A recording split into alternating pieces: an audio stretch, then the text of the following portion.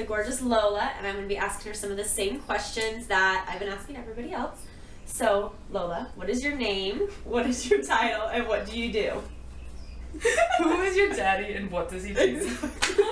I'm Lola Coquette. I'm a performer and an instructor of burlesque. Awesome. So, you I dance shimmy and I shake and I teach, and I also incorporate a lot of holistic yoga to my approach in performance and in instruction. Awesome. When did you start your business as your Lola persona? I started burlesque 4.5 years ago, but I didn't become a solo performer, independent of a troupe or a company, until last year. So it's been about 1.5 years that you've been doing your own. Doing my own thing as Lola Coquette and traveling on my own. Traveling showgirl. That's your title. Hashtag I know. We're like, showgirl. what's your title? Traveling showgirl, burlesque. I am the sweetheart of the Southwest. That's yes, my that's your title. tagline. Yes, I knew that. Awesome. So, is your job full time, or do you do other things also? This is a part-time job for Right. now. I would love it to be a full-time endeavor one day. I would love to just travel and teach and perform, but I definitely have 2 other jobs. Oh, awesome. So Cool. 2 muggle jobs. So. Muggle. I like that. Where does that term come from? Harry Potter. Oh, okay. Oh, not a magical person, but a person who doesn't have power, like a regular person. Oh, okay. Because I always hear girls say that, like, do burlesque, they're like, my muggle, and I'm like, what? I am not a Harry Potter person, Potter so nerd. I don't know. Well, that's awesome. Okay. I've been meaning to actually ask somebody, because I always see it, and I'm like, what does that mean? Now you know. I assumed it meant, like, regular Right. person kind of thing. All right, so what does your best work day look like, or your best burlesque day? My best burlesque days are the days that I don't have my muggle job.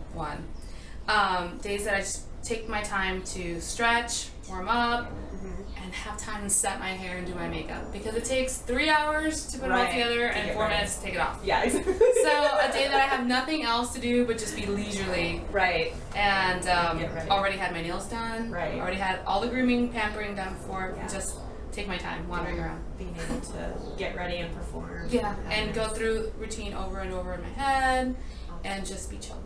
So you like days where you actually perform, or days where you just get to, like, practice? Both. Both. If I have, I practice every morning. Oh, okay. I wake up at 6 Awesome. and I rehearse. So, That's great. and then I go to work at 10. Oh, cool. So every day, as long as I get a little burlesque in, I'm happy. Okay. And sometimes it's just running over something, or working on costumes, Right. or obsessing over emails Right. and contact and administrative stuff. So my perfect days are the days right before performance days.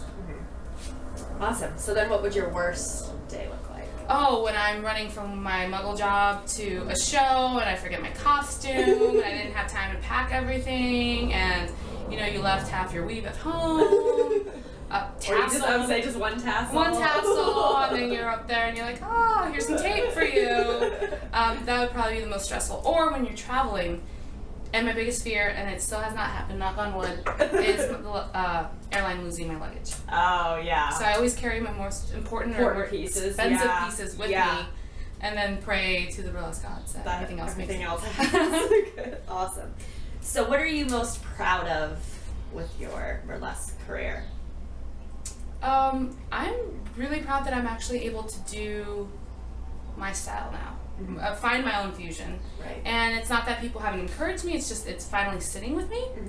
Other than that is when I taught 1.5 years ago under Lucy Morals, seeing all my students rise up and do their own thing. And that's huge. When I see them on stage, I'm like, oh my god, they're my baby birds. Yeah. That's huge that somehow I'm inspiring them and helping them and inspiring other women or men. Vis-a-vis was actually one of my students. Awesome. So that's pretty cool. So just seeing how what I do on stage affects or helps them. Yeah. That's cool. That's proud. I think I'm proudest to be a teacher. Phoenix has a really good burlesque community from what It's I've growing. seen. Yeah, it's definitely growing. It's yeah. definitely getting up there. It's definitely a baby community. Right. But it's getting up there and it's blossoming, and I'm excited Yeah. to see just how many different things are coming up. Right. I didn't go to my first burlesque show until about, it was about 1.5 years ago. It was the beginning of 2014. I went to a burlesque show, and then around the same time I shot Dottie May Do It. Right. And then after that, like, you booked with me, and other people booked me, and I started You had all these burlesque babes. I started shooting all these burlesque girls, and then, like, going to shows and stuff, and it was just, like, it's crazy, because it seemed like, I mean, I guess maybe it was just because I wasn't as involved, but it seemed so small then compared to now. I'm just like, whoa, like, Right. so many dancers, so many shows. Like, you could go to a burlesque show almost every weekend in Phoenix, really. And my goal is, you know, as part of this community, is to have a burlesque show going every other night. Yeah. Just like in Portland, New York, Right. LA, Denver. Just get that going because not everyone works a 9 to 5. Right. So it's nice to have a Thursday night show. It's nice to have like a Monday night show and have a theme and there's a lot of quarterly shows. So you have this big pressure to audition and have things perfectly and get into that that one. Otherwise you don't perform and you don't have film to audition to festivals or out of town. But if you have these weekly or bi-weekly or once a month shows that allow new talent and fresh meat to come up and do their own thing, practice in front of a little less pressure, still at the performance level they should be at. That's great, and that's what I want to see for Phoenix. More opportunities for baby performers to get their feet wet. That's awesome. Awesome. All right, who's your biggest supporter? My biggest supporter is actually my workplace. I know my parents are big supporters. My sister's a big supporter, but my workplace. I'm really blessed. Everyone at work knows I do this. Everyone supports me. My boss encourages me to travel. Both my bosses, they allot me the time off I need. Yeah, they let you be flexible. That's so rad. Let me be flexible. I'm always that's one area in my life that I'm very organized with, is letting people know this is what I'm going to be doing. So they support me, they encourage me, they go to my shows, everybody in my workplace, big family. So I think that's huge because most people have family or significant other in town. I don't. But I have 12 people that are my adopted family. So that's honestly that's good because I'm sure a lot of jobs don't allow for that flexibility and make it really hard to do what you do. So. And it's also really funny when I show up to work and I look like a total tomboy. It's a sports bar. I'm wearing a baseball hat, t-shirt, jeans, and then they see me after a show and they're like, oh my god. You're like, what's wrong? What's wrong with So they're really supportive. That's awesome. All right, so what is your biggest procrastination or distraction? Oh, costumes. Costumes. Costumes are the bane of my existence. They're the most glorious thing you can have on, but if you don't have a schedule and you don't have it done, or sometimes I think, this is going to work, I have 5 different ideas going down instead of locking one down. So costumes is the biggest area I procrastinate with. Yeah, I bet. Yeah. And I'm a last minute miracle Betty right there. Yeah. Hot glue. I carry a hot glue gun with me. Hey, I'm all about the hot glue gun. Yeah, you can do anything with the safety pin. Drag queens always tell me, hot glue gun, safety pins, bobby pins, you're done. You're set. You can do it.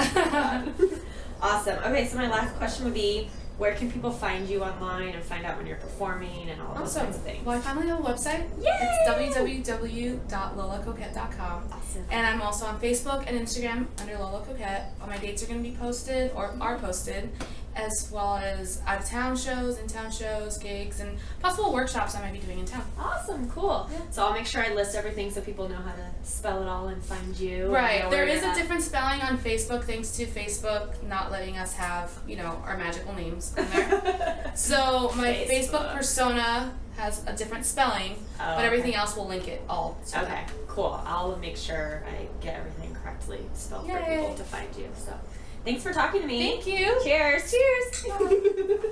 Thank you. Bye, guys. Bye.